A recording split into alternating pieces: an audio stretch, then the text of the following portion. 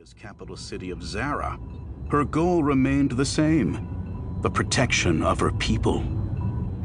Rug had taken the assignment in good faith, even though she knew it had been for questioning the judgment of the Trade Federation, a perspective considered dissent by those who held much more sway than a military grunt. Such good faith was being challenged right now, in a time when the galaxy dared to rip itself in two. "Look at that," said the voice of her young partner next to her.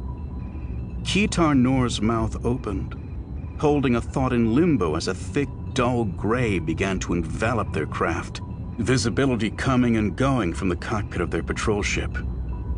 "It's worse than I imagined." A steady hand and open eyes. That was the only way to approach this. Not only for the flight to the surface, but to understand just what had occurred and why. The call for all available security to go beneath the mist came so fast that Rug piloted their craft on a direct downward path, leaving the port of a neighboring city and abandoning a scheduled prisoner transfer to plunge through the mist. They hadn't even been informed of what they were investigating. Just that an emergency so catastrophic had occurred that everyone within a 200-kilometer radius was requested, no, ordered, to drop their tasks and go. Details filled in over comm chatter. A bomb. No, several bombs. A building collapsed. No.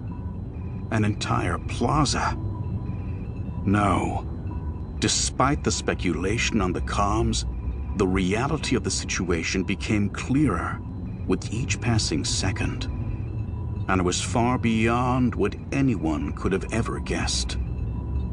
An entire portion of the bridge city, the neighborhood known as Katasura, blocks and streets of Nemodian civilization severed within an instant. The structural supports that fastened the district to the rest of Zara evaporated in a blink. All those people, all that life, dropped straight downward through the mist of Cato Nemodia to a sudden violent fate. Dirt and rock mashing into alloys and flesh. But why? Cato Nemodia is neutral, Rug thought. Despite the recent chaos of Geonosis, despite the use of Trade Federation battle droids, the war stayed an arm's length away. Viceroy Newt Gunray led a splinter faction to ally with the Confederacy of Independent Systems. The Trade Federation proper was free from the influence of Count Dooku and his separatist ideals. Senator Lott Dodd made sure of that, with his place within the heart of Republic politics. But here on the surface, Rug's eyes told her everything she needed to know. The twisted shrapnel of once elegant structures now reduced to cracked and broken material, scattered into countless pieces.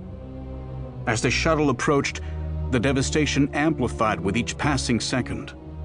What appeared as a lump of rubble gradually formed into the jagged debris of buildings and bridges. Closer still, as Rug maneuvered the craft for a flat place to land, details came to life. Not just the destruction of structures, but within the fallen wreckage, bodies.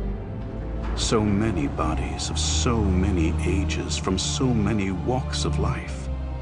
Bodies bent into impossible positions, thrown into places they shouldn't have been due to the chaos of gravity, pulling an entire district to the surface.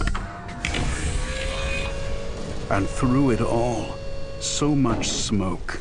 The massive plume of gray from above, breaking down into individual currents of black the farther down they went, streams feeding a river of death. Rug stepped out, flecks of ash landing on her dark green skin. And even amid the cool air of the planet's base, heat poked through in every direction from the endless fires entwining in and through and over what used to be mighty structures. Who? Keetar started, swiveling his view all around. He blinked as he